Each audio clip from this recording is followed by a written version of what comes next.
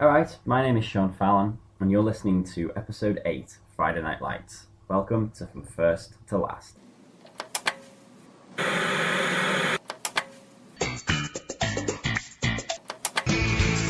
one told you. Baby, I hear the blues are calling, toss.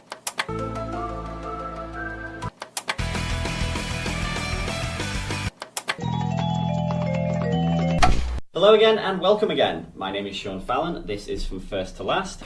Welcome to episode 8. My guest today, he's a writer, he's a teacher, he's a rogue, a scoundrel, a gentleman and a scholar. He is John Robertino Dugan. Hello John, how are you today? I'm quite good. Robertino, that's not one I've heard before, but thank you. I'm pretty sure that's not a real name. I think I may have just come up with that straight away in a pre-dawn bit of mania. Strangely, it fits, I find. Yeah, that's good. I think it definitely works for you. Yeah. John, what show did you choose for us today? So I chose what is probably maybe not the best show I've ever seen, but certainly my favorite, Friday Night Lights. Okay, interesting. I think this is a bit of a weird one in terms of this podcast because this is the first one that I had never seen anything. Yeah, and that was part of the reason that I chose it. I knew that you had not seen anything, and I really wanted to get your take on a bunch of different things that we'll talk about throughout, but there were some specific things that I was interested in hearing your side and in hearing what you had to say about a show you'd never seen anything of, and then you saw the first and the last. Yeah, no, what's your experience of Friday Night Lights? How did you come to it? So I actually have a really long experience. I read the original book, the book by Buzz Bissinger. I read that when I was in high school because it was about a high school football team, and I was playing high school football. And so I read that, 15, 16 years ago. And I loved it. I was obsessed with it. And then when they made the movie of it was 2004 or something, I saw that in the theater opening weekend because I was super excited about that. So I loved the movie as well. And when they decided to make it into a TV show as well, I was in from the get-go. I watched every episode as it aired live. Wow, that's nuts. Well, yeah. It's interesting because I think, I don't know if it was me and you had this conversation, but Friday Night Lights, I always thought the movie of that was Varsity Blues. Oh, really? James Van Der Beek, I think it's John Voight, the Ali Larter in the cream bikini situation. The whipped cream bikini, yeah, and Amy Smart's in that one. Oh, yeah, no, I know that one. So I think they may have come out around the same time, but I don't think they did. I think... Actually, no, I looked into this. Varsity Blues is late 90s. It's 98. I actually remember that because I had read the book right before that movie came out. Yeah. And I specifically remember seeing that movie and being like, oh, they took this straight from Friday Night Lights. Oh, this is Friday Night Lights. But they clearly tried to sex it up as much as possible. Yeah, no, I just remember that. I never actually saw Varsity Blues, but I remember it being being a teenager and that trailer being on constantly. And just always seeing this girl in a cream bikini, and then I think John Voight gets arrested in the trailer, and James Van Der Beek is leading the team.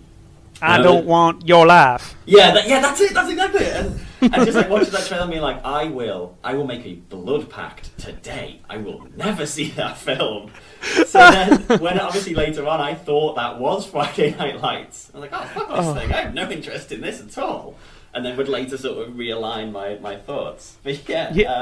Yeah, it was clear that they made Varsity Blues thinking we want that Friday Night Lights shine, but we want to give it, we want high schoolers who will actually want to go see this thing. So we're going to put some nudity in there. We're going to put some sex in there. And because it came out before the movie of Friday Night Lights, because Varsity Blues came out first, it kind of stole a little bit of that thunder, I thought. Yeah, no, I definitely think so, because, obviously for me, they just merged into one movie. Yeah, especially outside the U.S., I can't imagine someone seeing two different high school football movies about Central Texas involving the star quarterback getting injured and not think, how are these different? These are exactly the same thing. So, yeah, I get that. Yeah, no, that's yeah. I mean, I think that is definitely going to be a thing that comes up as well with watching American football stuff in England. It's very much it's sort of a it's very foreign to us. You know, it is this sort of idea. Because, I mean, it's a lot of smugness and sort of pompousness on the English side of being like, oh, well, this isn't one of our sports. Why should we watch it? We wouldn't understand this futuristic rugby. Yeah, this sport where they wear pads and can only throw the ball forward when they're behind. Like, yeah, it's bizarre. I totally understand that. But then, we'll come to that. We'll come back into that. I think a bit more later.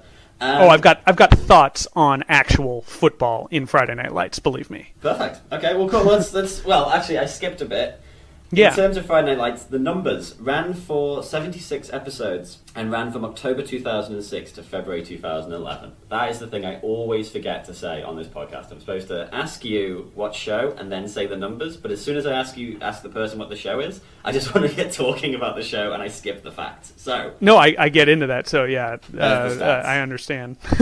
Okay, so what did you think? Like, rewatching the first episode, what were your thoughts? Well, actually, I'm interested as someone who had never seen it before. I want to hear your thoughts first, just about general overall, because I've got some takes and I've got some hot takes. But I'm as someone who had never seen it before, I'm really interested in your takeaway from it. I really enjoyed it. It was interesting because like watching it, it was something that felt brand new. Like the way that it was depicted, like I had an idea in my head of what the show was going to be, and it just wasn't that at all. Like it was all very, handheld cameras, constantly moving, dirty, gritty. I always sort of had it in my head it was going to be quite, because when you think of stuff, okay, so it's sports and it's high school.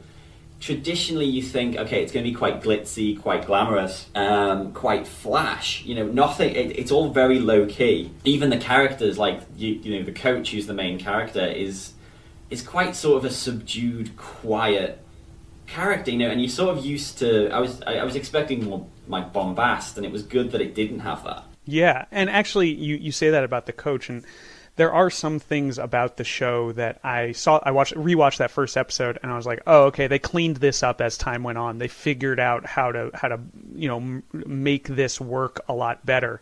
But the coach, Kyle Chandler, is locked in from minute one. He is so on it and so owns that character from that moment. I'll never be able to see anything he's in again without just calling him coach. He's not Kyle Chandler to me. He's just coach. And his quiet authority is so apparent right from the beginning. Yeah, like you said, quiet authority, that sort of idea of just pure bottled presence. There's not a sense of he needs to threaten people or he needs to do this from the start. I mean, because the show is very, it's almost cynical. Its opening in sort of because I had a look, the first 7 minutes was very before the titles appeared. It was just basically okay, this is the town. Cars driving through the town, showing all the thing.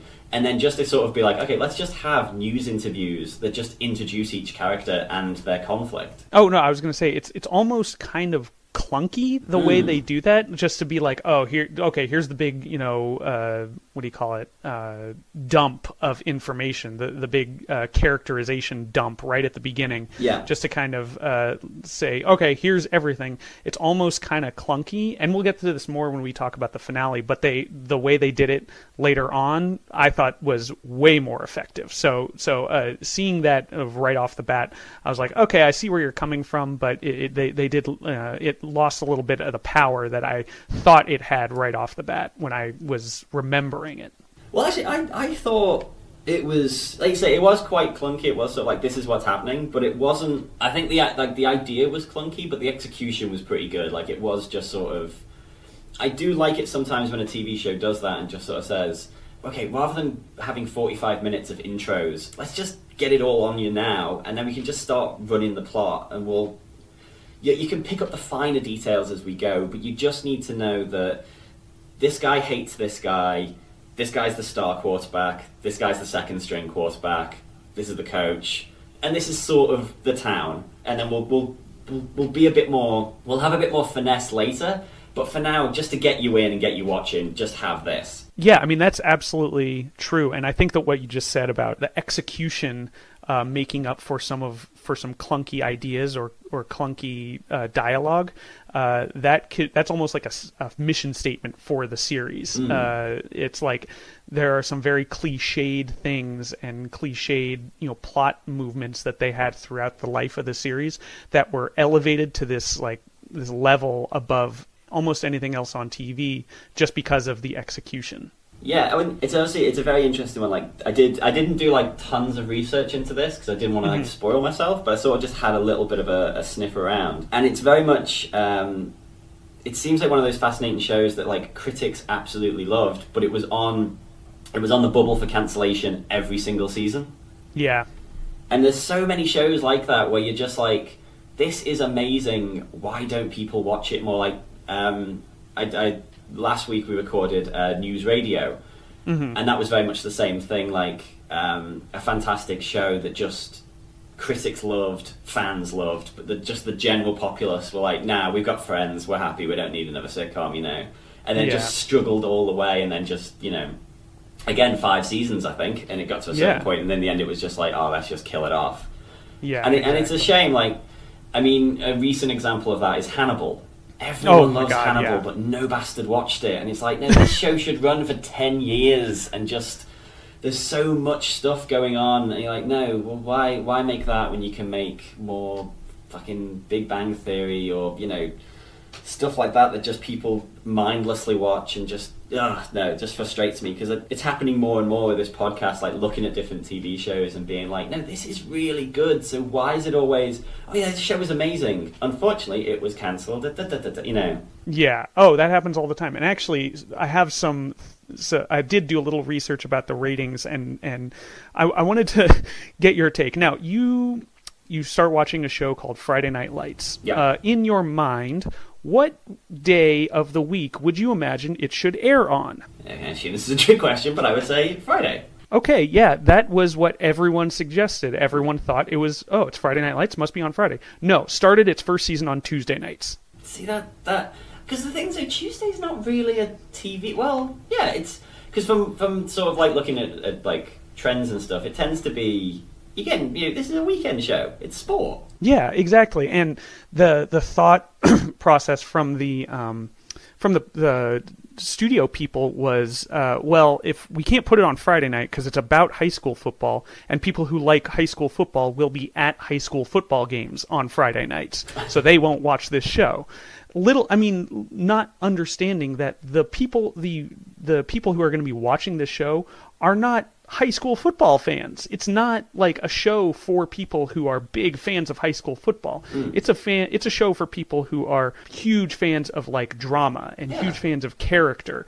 And there was a feeling as it was coming out, and there were these terrible ratings, that it wasn't getting checked out by men because they weren't interested in a high school show. They thought high school shows had this what do you call it? This stigma of being girly shows, like Buffy the Vampire Slayer and My So-Called Life, OC. One Tree Hill, all that stuff. So men didn't want to watch this show because they thought it was about high schoolers. But then women didn't want to watch the show because it was about football. Yeah, no, I can definitely see that. Like it is that unfortunate thing of like having to skirt between your audiences and just being like, if they just watched it, they'd have worked it out. Yeah, exactly. And there were times where it started to, like, towards the end of the series, like once it had a steady viewership, they realized, these people are going to keep watching no matter what. And the final 2 seasons, it was a 2-season renewal, so they didn't even have to. They didn't even have to worry about it. Knowing they knew when they were going to be able to end the show, so they had 2 seasons to build that in. Oh, that's good. I mean, that's all you can really hope for sometimes with stuff like this, when it's like a good show that just can't find its audience. Yeah, absolutely. Well, I think as well, one thing that it sort of would suffer from is, like I was saying before, like a sort of lack of an international audience. I don't really know anyone who isn't American. I can imagine this being a show that, say, if I lived in England, I'd stumble upon it and I'd watch it and I'd really enjoy it, but I couldn't sell it to my friends. It wouldn't. I'd say like, it's this and this and this. I mean, it's about American football, and you just see shades over their eyes. They just be like, no. Yeah, just that fact right there, that it's about this sport that a very small percentage of, not even the world, but America, a very small percentage of people actually have a true investment in. Now, granted, it's the most popular sport in America, but even so, I mean, you're not going to get that many people who are interested in high school football. So right off the bat, unfortunately, a lot of people are going to write it off, not knowing that going into it, it's got this rich. Football is like it's kind of a misnomer. It's not really about football. It's about a town, and it's about people. And it's like the fact that it involves football is almost incidental. It's just a way to bring these characters together. Yeah, and I mean, because it's that sort of thing as well. Like, you'd say to someone, "Oh, do you want to watch Friday Night Lights?" "Oh, well, it's about football. I don't know anything about football." "Right, do you know anything about cooking meth? Do you know anything about running a parks department? No? Do you watch 30 Rock? Do you watch Breaking Bad?" You know, it's like, and you don't need to know anything about meth production, because it's not, you know, that's the color. You know, it's not the content. And yeah, again, and speaking this. as someone, you know, you don't. I mean, you might know the basic rules of football, but watching that first episode when they had that big game at the end, did any of that make sense to you? Did it come across what was happening, or what the big deal was? Yeah, I mean, that's the thing though, isn't it? Like, a good sports program or good sports like media, you don't need to know, because it'll subtly push you in the ways to the point where you're like, it doesn't matter, because the only thing that's gonna matter is that last point, and all you need to know is, by this thing is like, okay, all you need to know is the Panthers need to score a touchdown, and a touchdown means the ball has to be here, and you can understand that. And it's also very well directed. Like, not knowing anything about football, I was never confused in that final scene. I was like, oh, I know exactly where the ball is at all times. I know it's actually impressive. Like, the players are obviously completely covered up, but obviously they've just got that little stickers with their names on the helmet. So yeah. Like, okay, well, the show has put itself together so well that I know all the characters' surnames and I know which character's which is quite impressive, because it would be very easy to be in that scene and like hear characters talk and be like, I think that's Street, but it might be Riggins. I don't be like, no, that guy there's Street. I know Street is the quarterback. He's this. That's Riggins. I know this. You know, it was very clear. And even not knowing anything really about football, there was never a point where I was like, yeah, but what's happening? I was like, no, that guy just needs to do this, and that guy's hit that guy, and that guy's fucked himself up, and if the ball goes from here to here and then there, they win. And to be honest, yeah. I was really... I've got in my notes, like, the structure of the show. By the time it got to Friday, like, I'm watching the TV show, and I was pumped up. I was like, oh yeah, come on, let's be having it, like, you know, ready for the game. And then when... in my notes it just says, my heart was in my throat in those last seconds of the game, like as Saracen throws the ball. Like, I just not knowing what's going to happen. Yeah, that's it. Because the thing is, though, obviously you've just seen Street take a tumble, and then Saracen's like bollocksed up his first sort of go of being a quarterback. Yeah. And then when he's about to throw the ball, I was like, anything is going to happen here, because there's no precedent that they're definitely going to win. And it is a drama, so they might lose, to sort of set up the whole thing of like, oh shit, so they've lost the first game, so the rest of the plot line is going to be the coach trying to get his shit together, and he's got to make Saracen into a quarterback. It's like, or Saracen, they're going to win, and that's going to set the tone for like, okay, so now they're on a winning streak, so where do you go from there, and stuff like that. So when that ball was in the air, I was just like, my heart was pounding, and I was like, oh god, what's going to happen? And again, incredible for, like you say, a sport. I've never sat down and watched a game from beginning to end. Like, just how well it's directed by Peter Berg, of all people. I know. And like, you look at some of the other things that he's done as a director, and I like some of the things he's done. I like Very Bad Things. I like the Friday Night Lights movie. I never saw Lone Survivor, but I imagine that's right up his alley, and I would like that a lot. And this is like so well, like you said, so well constructed. I mean, you were mentioning your heart's in your throat as you're watching that ball fly, and it's cutting back and forth between that and Street getting his helmet cut off because he's been paralyzed. It's like brutal. It's so well done, the way they kind of string those two things together and keep reminding you, yeah, you're excited about this game. This kid's never going to walk again. Yeah, that's it. You know, they are...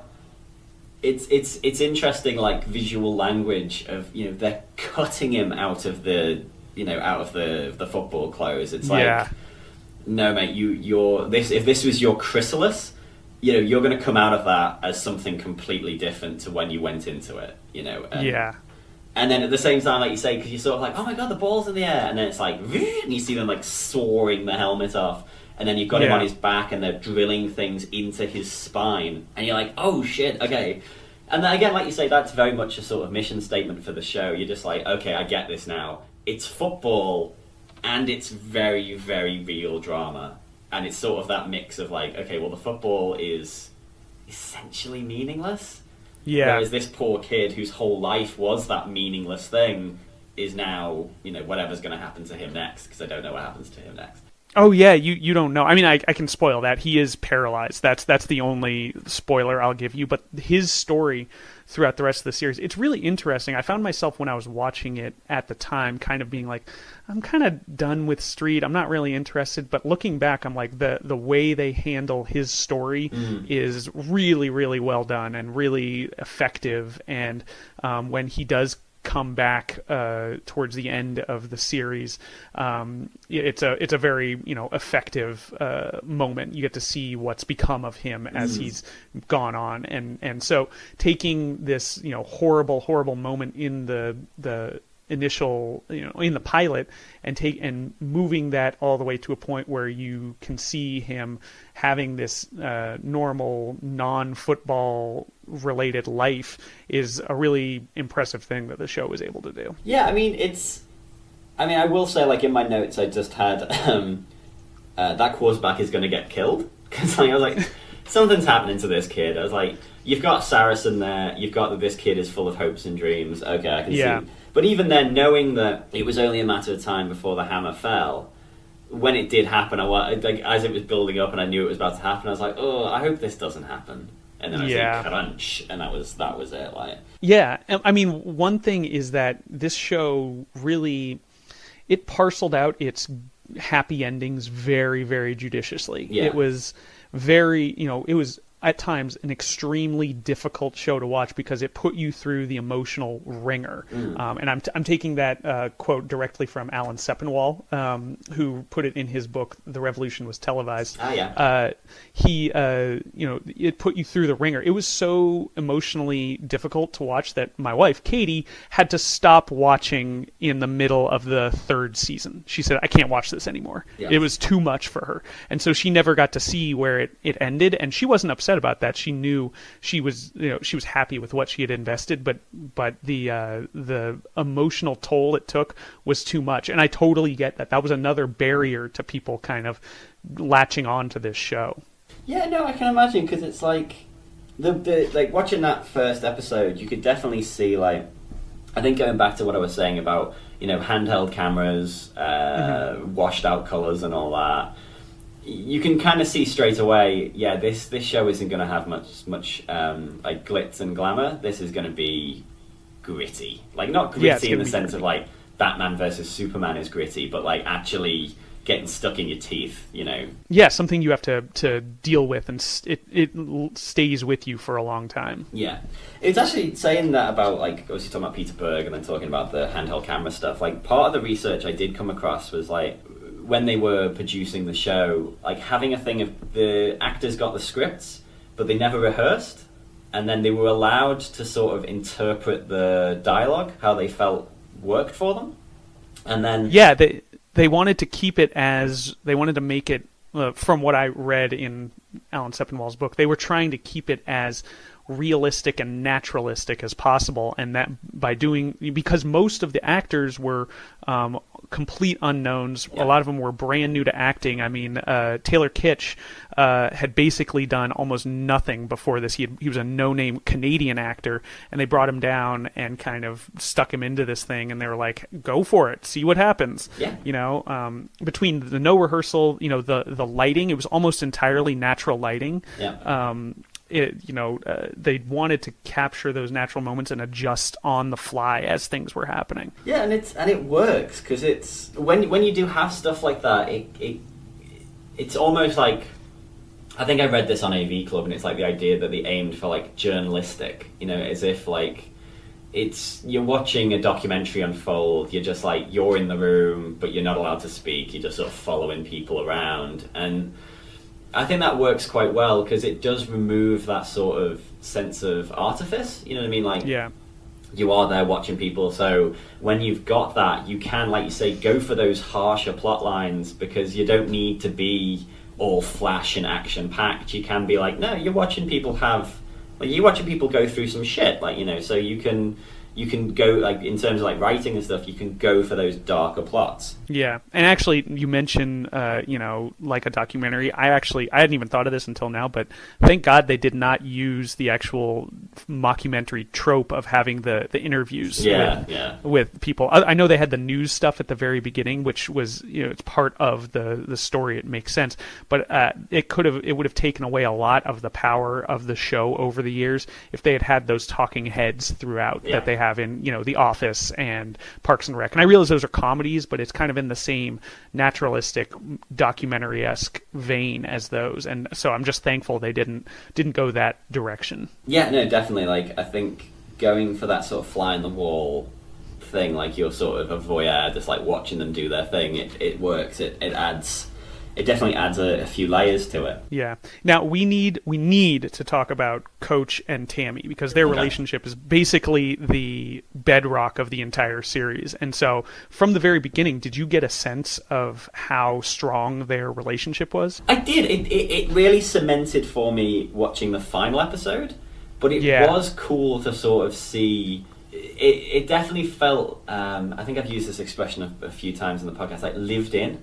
Like, yeah, absolutely. You're not watching two people who have just met. You're watching two people with a 15, 16-year-old daughter. And I think as well, you know, for me, I'm always in, like, as someone who's not newly married, I've been married for 2 years, 3 years. Oh, Christ. Okay, we'll edit that bit out. 3 years. Take that out. Is it 3 years? It doesn't matter. 3 years. But yeah, sometimes I do sort of find that interesting to watch a show and actually see a married couple, and you are sort of like, yeah, because when you're single or you're in a relationship or you're growing up and you see like married couples on TV, and you are like, no, it's not like that. It's not like two people who are dating all the time. You know, it is it's two people who are living together and have to like run their own lives in tandem and like, you know, plan their future constantly and all that. And it was very interesting, like that whole scene where he's like on the couch watching the replay of the football game and the daughter's calling him like Captain Ahab, and Tammy's like cutting the his and hers closet thing out of the paper and sticking it to the fridge, and that sort of thing of like being in a household and there being like 3 conversations going on all at the same time, but no one's really listening to anyone. Everyone's only paying attention to themselves. It seems like a real family. Yeah, definitely, that's it. And it's sort of like they're not hugely friendly to each other, and there's nothing very romantic about it. It's just like, this is how family works. You just have these people who live in your house, and you know, they're the center of your world, but you don't need to treat them that way. And they get in arguments, but it never seems like it's the end of the world. Yeah. Even in that finale, even when they're arguing, and you know, it really is a life-changing argument that they're having. Yeah. They both are aware, and you know they're invested in the fact that they're together no matter what. They don't ever feel like this is I got to do this for me. It's like, no, they're a unit. Yeah. They're married, and that's like how it is in real life. You know, like people make sacrifices for each other, and it from the very beginning felt like this, you know, Taylor family had that going for them. Yeah, no, I mean, well, let's jump up into that last episode. Yeah. It was very interesting, like you say, like that, because I luckily had a previously on Friday Night Lights, which sort of set up the conflict for me. And like you say, there was that thing when the coach comes home and he's saying to her, your daughter's got engaged, your daughter's done this, and so on and so on, and storms out, and she's like, why are you yelling at me? You know, and I was like, okay, I feel like that's very much a sort of, because there wasn't a sort of, and then that never came up again. It wasn't a thing like he had to come back to and apologise for losing his temper. It was just sort of like, no, that's married stuff. Sometimes you just, that's how you talk to each other, like that's how you communicate. And no one's really angry. You just, you're the person you're most comfortable talking to in the world, so you can just sort of talk the way you want to talk. Like, I know, and it was. I love that line that she gives of, "I think we're on the same side here." yeah. It's such a good line and such a good line reading, and it paints their like clear, like in that moment they're still mad about other stuff, but they know that they're together and they know that they're on the same side, but there's this anger from other things. It's funny and real. I love that scene so much. Yeah, I mean, well, that whole thing of the conflict of, do we move to Philadelphia, do we stay here, and it being like I sort of put in my notes of like, it's a very realistic conflict, and it's very realistically shown, and it lacks that sort of, for some reason, the first example that jumped into my head was How I Met Your Mother, which I think is that sort of like stylized version of romance and marriage. Like, people always say that on the internet of like, oh, I just want a relationship like Marshall and Lily. Like, no, you don't, because that's how children interact. And I know, that's how dollies get married. You know, it's watching Friday Night Lights. You're like, yeah, that makes sense of the fact that obviously they both love each other madly and they both do anything for the other one, but both of them want these things, so they're both going to dig their heels in and just wait for the other person to break. Yeah, and the moment when Tammy, in a way, gives in, you know, that she says, "I'm never going to win this argument," that quote and that moment, that understanding, it's in a way, it's kind of devastating, because you're like, you can tell she's prepared to give up her dreams for her husband, for her family, for what, you know, even though she may not think it's the best thing for them, she realizes everyone else might, so she's willing to give that up. And it's this devastating thing, and the look on Coach's face at that moment, I realize I'm calling him Coach, but the look on Coach's face at that moment, it's so perfect, because it's this, you can tell he's got this intense conflict inside him of like, do I let myself be the person who took away the dream of my wife just because, you know, it's more comfortable, it's more, you know, what we're used to, this is our quote unquote home.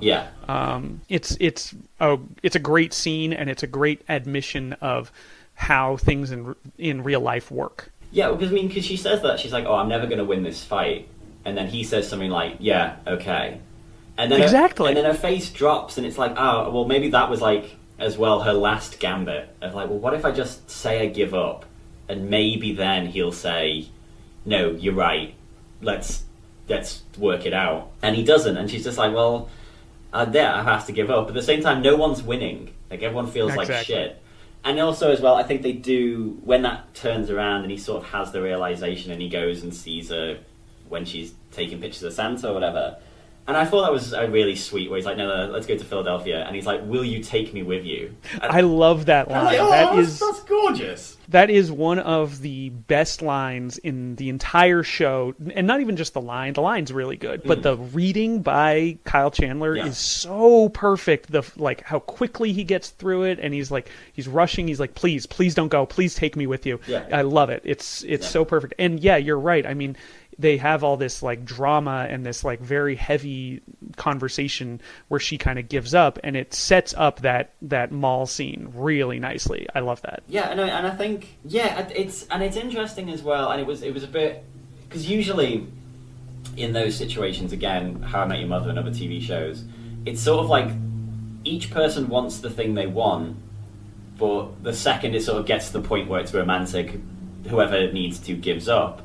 But it was good, the fact that, you know, when they're talking to the kids about getting married and all that, and then Tammy leaves and the coach goes after her, and she just says, "No, it's my turn." You know, I love that. Again, it's that sort of thing of like, no, this is very realistic in the sense of like, I mean, I've been quite lucky in not having to make that sort of decision. Like when me and Fee had the thing of like, if we were going to move to England or Australia, it was never a decision. I was like, nah, Australia, perfect, awesome. You know, whereas there would have been couples who would have had that thing of like, if I had like the massive amount of family that Fee has in England, and if my parents weren't going to move to Spain and stuff like that, we would have had to have a conversation where we chose which side of the globe we lived on, and it would have been like that. Of like, how do we choose and who gets to win? You know what I mean? I know. But do you ever do that? You know, like as a married couple, you've got to think, well, it's not about winning or losing; it's about compromise. And as the coach says, you know, and I think they just depict that really well and really realistically without needing bells and whistles. Yeah, I mean, just those little comments like Tammy saying 18 years when Saracen comes over to the house, like that little thing, which apparently was ad-libbed. That was not in the script, but apparently it was ad-libbed. That little moment, it's just like it's this admission of how long she's been dealing with, you know, his side of things, how long she's been kind of being secondary to his career and this, you know, lifestyle, this nomadic, you know, coach lifestyle. It's like being an army wife, you know, just being exactly around. No, it's fascinating. It's I also liked as well, like that last episode, having it also opening with TV interviews. I know, I love that it mirrored the pilot that way. That was cool. And then having, like, at one point, Coach says to her, oh, you can get those his and hers closets that you've always wanted. I loved that. And I was like, I didn't even remember that they had made that callback. Yeah, that's it. And they did that a few, like, there was a point where Jesse Plemons, love Jesse Plemons. Oh, the king. Yeah, he was only in it briefly, but when he says to her, like, oh God, you know, just a few years ago we were trying to work out how to talk to Julie Taylor. And I was like, yeah, because they were in the burger place, and it was like they were trying to psych each other up to speak to her. And I was like, okay, so this is quite cool in the set, because for this podcast, there's been a lot of that, like watching for obviously first and last episodes and how they mix together, and that sort of thing of like sometimes a show will definitely do a nice big, okay, here's a callback to the first episode, so you get that sort of reward of like, okay, if you've gone from first to last, like, and you've watched everything in between, this is our little moment of saying like, yeah, we've been watching the show too. Don't worry, you know, we remember how things were. Yeah, and I thought this was really good because it wasn't rammed down your throat. It was like little things of just like, yeah, remember the first episode of the show? This is the last episode of the show. The nice bookends. It works. Yeah, it does. It does really well. And actually, you know, as someone who had never seen any other episode, I'm wondering, how did you feel about those new characters who were introduced? The Becky and Luke and the Vince and God, I don't even remember his girlfriend's name. You know, Michael B. Jordan and his Michael girlfriend. Oh man, I literally have a note that just in all caps, Michael.B.Jordan. The king stay the king. Okay. I've just got Michael B. Jordan ! So yeah, just like he is, and this was like so early on. I mean, people had seen him in The Wire before this, but Wallace, wasn't he in The Wire? Yeah, he was Wallace, exactly. So he was on that for one season, and then he comes and he does Friday Night Lights for 2 seasons, and then even just there, and I'm sure in that finale you can see that star potential just in that little bit you get from him. Yeah, definitely. Even like, you know, when he's because he's doing like little quarterback speeches and he's psyching people up. You're like, oh, this guy is just ace. Because we've got interesting 2 points with Michael B. Jordan. The 10th episode of the podcast is the movie special. So we're talking about Rocky. So we're going to talk about Creed as well. It's like, because the argument is, okay, Rocky is definitely the first Rocky film, but then the argument is, what's the last Rocky film? Is it Balboa or is it Creed? But we'll come to that later. Yeah. And interestingly, right now, the guy who he fights in Creed, like the real boxer, Tony Bellew, is fighting right now in Liverpool, and he's fighting in Goodison Park, where the end of Creed is filmed. Oh wow! So that's actually happening right now, and he is. It's billed as the true Rocky story. Tony Bellew versus someone else, like. And yeah, I mean, as you can imagine, I'll probably talk about this more in Rocky, but having like the guy who Michael B. Jordan fights be from Liverpool, and all the little shots of Sylvester Stallone in Liverpool near where I used to work, pretty good. Pretty happy. Yeah, I can only imagine how you know affecting that was for you specifically. It was good. It must have been a nightmare to be in the cinema with me for that, because I was like, oh shit, what? Like, I know that street. I've been there. I'm from Liverpool. Yeah, exactly. Anyway. Yeah, so I mean, yeah, back to Friday Night Lights.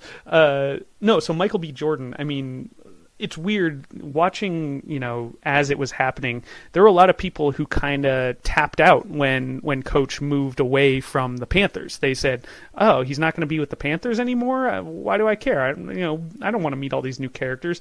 To me, I ride hard for the Lions. That is my squad. Okay. For whatever reason, I was so invested in him taking on that new team and kind of building them to become, spoiler alert, to become state champions. Yeah. That I was so into it, and I think a big part of it was Michael B. Jordan. Like, he became such a strong presence and such a easy to identify with character that you kind of can't help but get sucked in and be a part of this entirely new, and in a way it's kind of a spin-off. When he goes from the Panthers to the Lions, it becomes almost a different show. Okay, well, yeah, that was obviously that.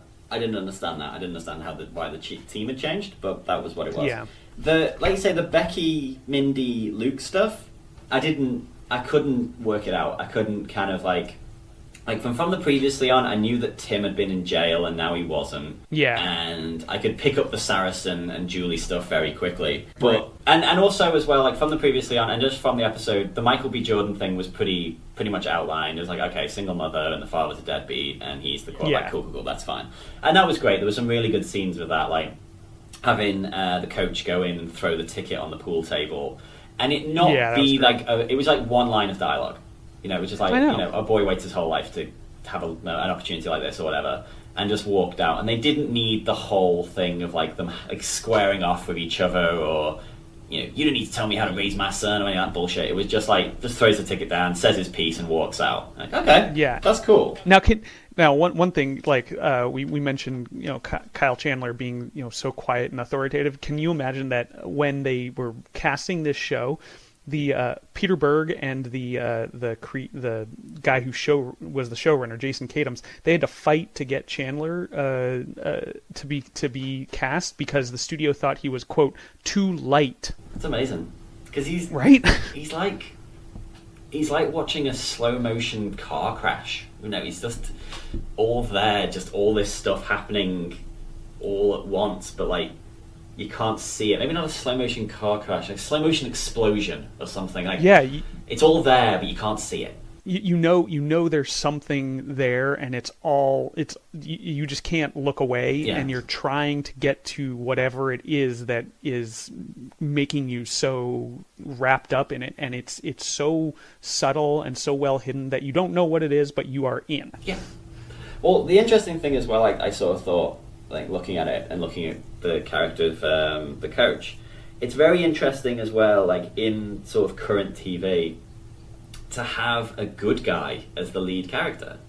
Because we're so used to like Walter White, Don Draper, Tony Soprano, pretty much everyone on Game of Thrones, just all the shows that are massive, they tend to have anti-heroes, Yeah, absolutely. Scandal and so on. It's like, characters who are willing to blur the lines between good and right and wrong. Whereas I think for Coach Taylor, there is no line. There is no blurring of the line. It's you do good things or you do bad things, and he wants to do good things. He does nothing but good things on the show. I don't think I can recall any moment on the show where thinking like, oh, Coach is really fallen on by the wayside here. Oh, what's wrong with Coach? Like, the worst thing that he does is, he takes too long to consider his wife's feelings about taking a new job and moving. Yeah. That's like the worst thing he does in the series. Yeah, that's amazing, because there's not like, I think there was that big thing for a while of like, if you were going to have a lead character in a show, they had to be morally duplicitous. It had to be a thing of like, there has to be a scene at some point where they killed someone to protect themselves or whatever, and sort of like you had the downward spiral of guilt and grief. But it's interesting to just see this character who obviously everyone has enormous amounts of respect for, and he is a good guy, and he's a bit old-fashioned and he's quite conservative, but when he's talking to Michael B. Jordan and he says, "You'll never know how proud I am of you," you're like, oh my God. That feels like a really real moment. And it feels as though if the coach said that to you, he means it. Yeah, exactly. And that was just one of many very where moments where the room got very dusty for me. Got a little too invested there, Yeah. and I mean that's not the only one. I can list my top tear-jerking moments if you like, but Please do. yeah, well, I mean, weirdly, the part that got me the most, and this probably doesn't have as big an effect for most other people, but for some reason it did.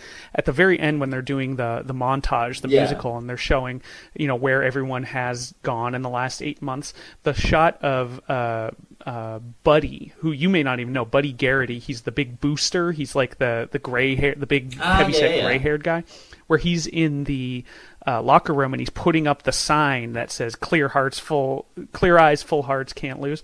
That got me so hard the first time, and there's no reason. Just the look on his face where he's remembering Coach and he's so happy for everything. You can tell he's got this nostalgia for it, and it just killed me. I couldn't go on. That's okay. I guess for me that obviously that I knew the line. Yeah. But it didn't really have the same sort of connotations. Like, for me, the first episode, I got really choked up in the last scene where he throws the ball and everything, and they scored the touchdown and went. In this one, the one I got choked up during was the coach saying he wants to go to Philadelphia and will you take me with you? And I was like, oh god, that's just so gorgeous. It's such a good scene. Good. And it's then, so good. The final scene, when he throws the ball at the state finals and all that. Again, I had it in my notes. I didn't know if they were going to win or lose, and it was that sort of thing of I don't obviously you think, okay, it's the last episode, they've got to win, but at the same time, well, why do they have to win? Because you can have the thing of they lose, and then you could end the show with it just being the town's still really proud of them, and the next the season's going to start again, and it's that sort of idea of this it's a constant ongoing thing, but at the same time you just really want to see them win. So when he throws the ball and you see every major character watching the arc of which is genius, watching the arc of the ball, and I was I have no idea what's going to happen here, and I am completely at this point I'd watched 45 an hour and a half of the show in its entirety of a 76 episode show, and I was completely invested in it. I was I just really, really want this town to get a fucking win. Yeah, I love that. And I mean that whole final sequence essentially from the moment from the mall at the end of Coach and Tammy kind of reconnecting and making that decision, from the end of that until the very end credits, it's almost like this 12-minute short film, tone poem. It's so not story oriented. It's just it's all kind of emotion and music, and we haven't even talked about the music, but it's so effective the way they do that. To me, I know it's a lot of montages, but to me I was just in. I just they realized that there was no talking that was going to get across the points they wanted to make. It was all going to be this emotion and images, and so I thought I was so impressed by the way they did that with that ending sequence. Well, it's like a victory lap. Yeah. So the story was over when Coach said, take me to Philadelphia. Because up until that point, you've had... I was saying, the finale was, the theme of the finale was love. It was just a lot of love. It was just characters telling each other that they loved each other, and whether they could be in love with each other and be together, or whether they loved each other and that was enough, or, when you had... I think it's Tyra and Riggins, and he's talking about building the house, and she's got her dreams and he's got his dreams. And there's not a sense of oh, you should come live with me. It was just oh, well, hopefully maybe those dreams will merge together. That's beautiful. That's gorgeous sentiment. It's they both realize, they're going in different ways, but they both have this intense affection for each other. It's the writers do a good job of that, and Riggins doesn't have to say much for that to come across. Apparently according to the Sepinwall book, the creators realized as the show went on, the less they gave Taylor Kitsch to say, the more effective he was. Okay. So they just started boiling down his lines to the bare minimum, because just his presence was all you really needed. Yeah, he's definitely for an 18-year-old or however old, he's just got from the very first episode, he's world weary. You know, he's just like his opening thing of him like waking up on the couch and all the empty beer bottles, and then he shows up for practice drunk. So they do that punishment of when he's just in the center, just getting crashed, like just 18, bang, 82, bang. You know, and I think as well that for me was a great sort of part of the opener, which had been quite clunky of just like introducing people by name. But when you got that scene of like the players in a circle and you've got Riggins in the centre and the coach is sort of saying like, he's saying his piece, but then you've also got Smash is saying his piece as well. And it's like, okay, there's a lot of character going on here. You've got the idea that Riggins is an outsider, and you've got this idea that this group of men, if the coach tells them to violently smash into another human being, they do it without question. Yeah. You know, he just has to say a number and smash. Yeah, they're like, coach has that kind of hold over them, whether that's, you know, just based on the what do you call it? The overall feeling of football, the you know, the atmosphere of football. It's like you listen to the coach, or whether it's coach himself. Yeah. It doesn't really matter. At that point, they're invested and they're in, and they will do whatever he says. And the Riggins stuff really drives that home. I love that. Yeah, no, that was. And what was it? Oh yeah, so it was a lot of love. Oh yeah. So like you say that those last scenes, and it was interesting as well when they get to the Cotton Bowl. Is it the Cotton Bowl? Yeah, the big field. Yeah. It suddenly stops being all washed out colours, handheld. It suddenly went then super stylized, and it was all like locked cameras and bright colours and like sweeping pans and all that. And I was like, oh, that worked really well, because it is the idea of, well, this is the real world, handheld cameras, greys, dark blues. You know, the camera moves where it wants to move, but the big game, well, that's the dream. That's heaven. Yeah. You know, and in heaven, all the blocking is very good and the cameras stay static. Like, I never even thought about that. I love that analogy. Just the why things all of a sudden become, instead of really like you know, small screen, why it becomes this widescreen thing during that ending. It's like, yeah, you're right. It's like, oh, they've gone beyond their little walls. Now they're reaching out into kind of the big real world where things are, you know, crazy and out, and, you know, bright lights, big city in a way.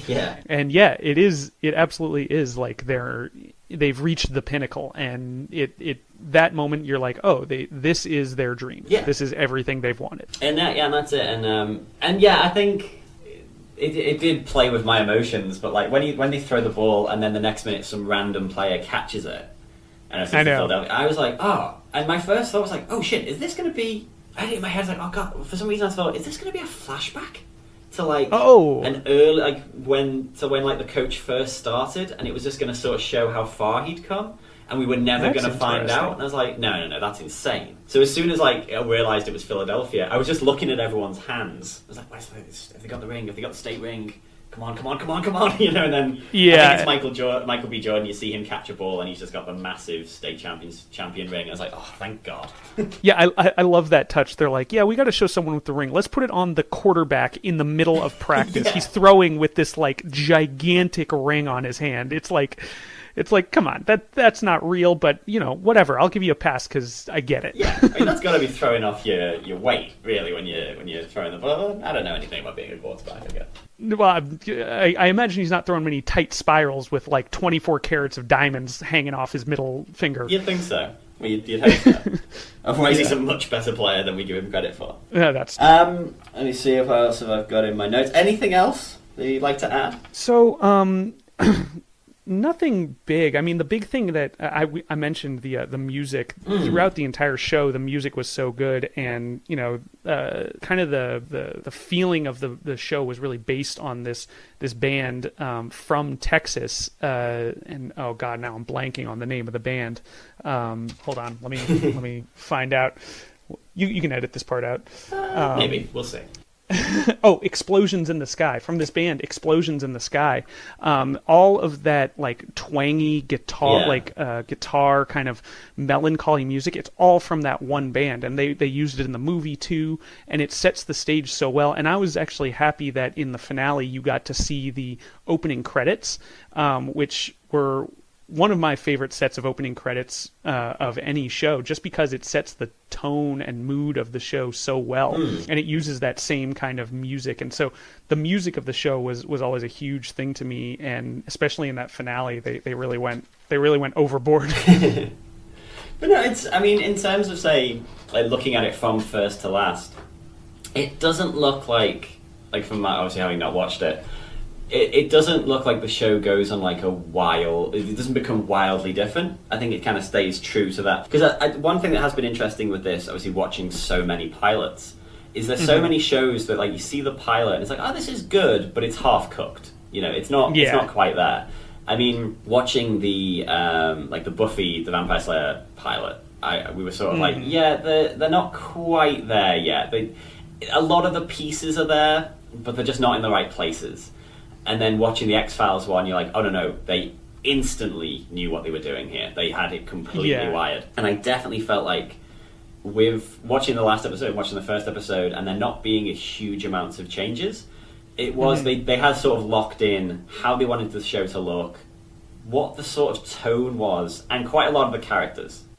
Like as a pilot, just to watch this, I would tell people who if they said to me, "Oh, I never want to watch Friday Night Lights," I would say to them, watch the pilot then. Just watch that one episode. It's 45 minutes. It's like a short film. You get a strong beginning, middle, and end. It's themes for days. Very good-looking people. Great dialogue. You can watch that and sort of walk away and have a satisfied feeling. It isn't one of those pilots that's like, oh yeah, we've got this show, but you're going to have to give us a series if you want to know more. It's sort of like, it's more of a sense of like, no, this is what we can do. This is, we know how to start something, we know how to middle it, and we know how to end something. If you give us 76 episodes, we'll give you that, week by week. Yeah, and you're right. Like if I was telling someone, just watch that first episode. If you're not in, you're not in. I understand it. There's a lot going on that a lot of people, may not be all about. But if you watch that first episode and you're like, oh, I like that, you're gonna love the series, guaranteed. Like you just keep watching after that. I think I may sort of like I've got a busy schedule of TV watching. Yeah, you got a lot. But I will sort of. Oh yeah, it's a bit busy schedule of sitting on your ass. Yeah, that's it. Like my busy sitting on my ass schedule. It's tough. I know. Have you read or heard of the comic book Southern Bastards? I've heard you talk about it. I have not actually read it. Tell me about it a little bit. So what it is, it's set in Crow County, Alabama, and it's sort of quite. Watching Friday Night Lights, it definitely reminded me of it in the sense of like Southern Bastards is like an evil version of Friday Night Lights. Ooh. Like the big bad guy is the coach, and the team are all his like drug dealers and soldiers and shit like that, and like a good man comes into town and so on. And it's written and drawn by two like good old boys from Alabama and Kansas, I think, and they really get into like. Sort of like how shitty the South is. Yeah, for sure. And this show definitely showed that a lot, especially in the pilot with that dinner or that celebration scene at the car dealership where Coach is getting accosted by the boosters, and they're telling him, you got to win this or you're fucked. Like it's very interesting to watch. Oh, side note, the guy who's accosting him and telling him you're fucked was the head coach of the University of Texas football team. Oh, okay. Yeah. Oh wow. Well, I did put that in my note of like, imagine if every conversation was like that, like every time, because it's almost like Tammy being like a coach's wife. It's like being the first lady. You sort of you're a ceremonial role, aren't you? And you've got those like two women that are like, come to our book club and we'll drink sweet tea and wine and talk about books. You're like, ugh, what a nightmare.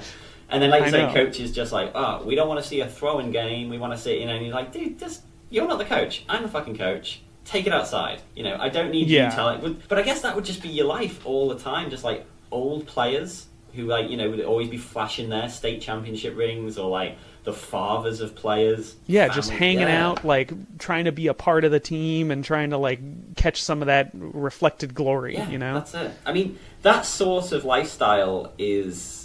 I actually, it's funny, I did think that thing of like high school football and like the football team, or even just high school sport, I guess, and I guess particular sport like running a town. That's something that I don't really have any, not connection with, but like I don't have we don't have it in England. You know, you don't really have a soccer team that run like an English football, a football team that runs a town. Whereas when I moved to Australia, going to like my wife's hometown, like little town 2 hours north of Melbourne, that is very much like there, like the Aussie rules football and the netball is such a huge part of like the town's makeup. Everyone is somehow connected. Like at one point, Fiona's brother played for the team, her sister-in-law played for one of the teams, her other sister-in-law was an umpire, her dad's butcher shop sponsored the team, and her mum worked in like the canteen during the matches. Like she'd be like selling drinks and giving out pies and stuff like that. Yeah. Which was great because obviously we'd just be there just hanging around at the house, and then she'd come home from the footy match and she'd have like, oh, does anyone want 9 million sausage rolls and 8 cans of beer? Like, yes, please. Yes, absolutely. Yeah, I'm in. Well, why are you even? How long have you known me? Just give it to me and don't make eye contact. Come on. Yeah, absolutely. I mean, and I thought the show did such a good job of painting that from the very first episode, of making that clear that this town of Dillon is the football team. That is the town. Everything else is secondary. And you know, when the game is being played and everyone shuts their doors, all the businesses are closed, and that stays through all the way until the end. And they did such a good job of making that town real, even though it's not a real place. Yeah, I mean, I think it is that interesting. Because like I said, going back to just like the pilot, as a structural thing as well, of like going, okay, so the show's called Friday Night Lights, so you know the football game's Friday. So the first title card is Monday. You're like, okay, cool. So, and you get that day by day thing of like, Monday's a certain kind of training, Tuesday's something else. Wednesday was when they had like, I think the quarterback was training like the Pee Wee team. Oh God, and that scene, I remember that. Yeah, and they had the little prayer session, and the guy's like, Street, do you think God likes football? I think everybody likes football. And I was like, what am I watching? This is amazing. I know, it was so good. I was like, all right, no kid would actually say that, but I'm in. I don't care. Yeah. I was like, it's so good because it's so, I think it is interesting, like, living in sort of cynical times, like, how sincere the show is.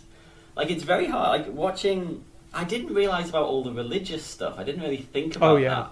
But it was such a huge part of it. Like, when the game ends and everyone's cheering, but then both teams and coaches and everything go into the centre of the circle and they all bow their heads and they have a little prayer session. I was like, okay, this is... Like, religion makes me uncomfortable, but this is interesting, like, to just see how casual it is.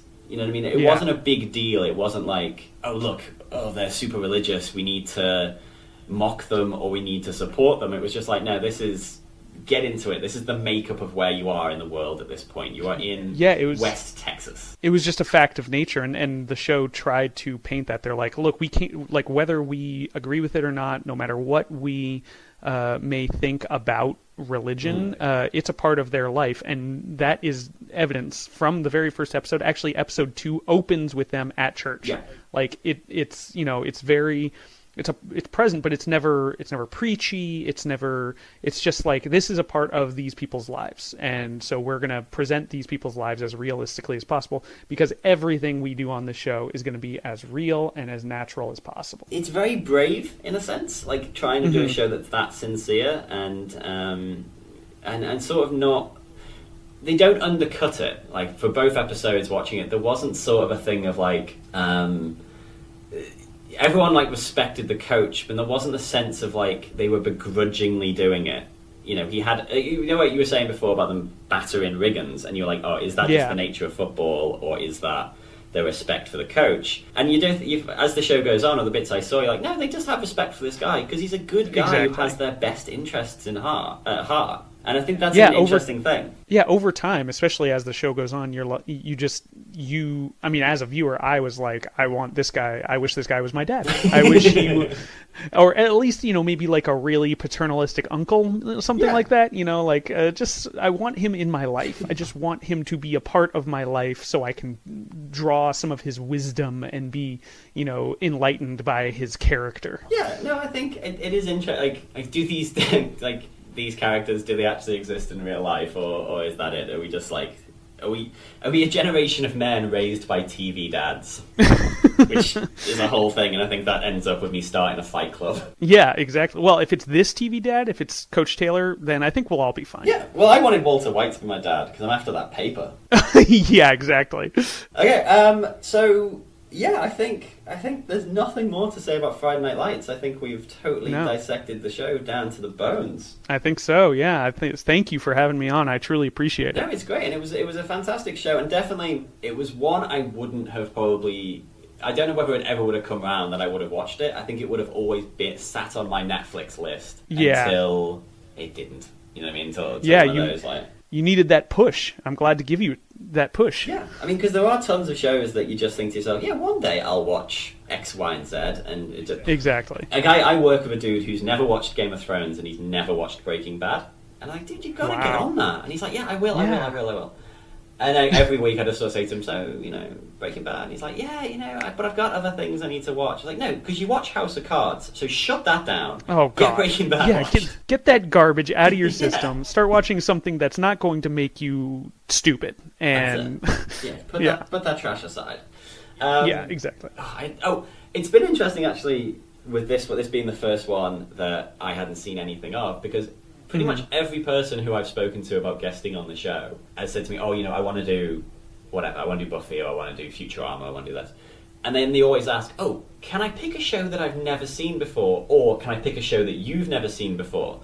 I'm like, yeah, fill your boots. And no one's been quite brave enough to choose a show that they haven't seen. But I would love to. Yeah, but I mean, you were at least to say, when I said, no, I've never seen Friday Night Lights, you were like, well, now you're going to watch it. Get it in your ass. Now you have to. Yeah. Which is, it's going to be interesting. At some point, someone is going to say, okay, and they're going to pick a show. I'm waiting for the point where someone picks a show that I haven't seen and they haven't seen, and we just muddle through an hour of conversation based on a show we've seen, an hour and a half of, and just see how far that takes us. Yeah, just all you know is how they started and how they ended, and nothing in between. I like that. I think that'd be interesting. Yeah, I think someone's definitely going to do it sooner or later. That's cool. Okay, so where can people find you, or can people find you, or do you want people to find you? Sure, yeah. I was actually torn about that, but yeah, go ahead, add me on Twitter. It's at John B. Dugan. There you go. B as in boy. Perfect. And John comments a lot about football. Me? A lot about most of my Twitter. I haven't tweeted a lot lately, and maybe this will get me enough followers. I feel I need to, but mostly it's TV, movies, and sports stuff. Yeah. There you go. So that's very fitting for a fan of Friday Night Lights. Exactly. As usual, you can find me at First to Last Pod on Twitter, or you can email me at from firsttolastpodcast@gmail.com. Get in touch if you want to guest on the show. There's still, infinite shows left to choose from. If you go on the Twitter now, I'm sort of listing shows that we haven't done yet, so you can always sort of pick one of those out. Other than that, John, thanks for coming on, mate. Absolutely. Clear eyes, full hearts. God. Okay. My name has been Sean Fallon. This has been From First to Last. Goodbye.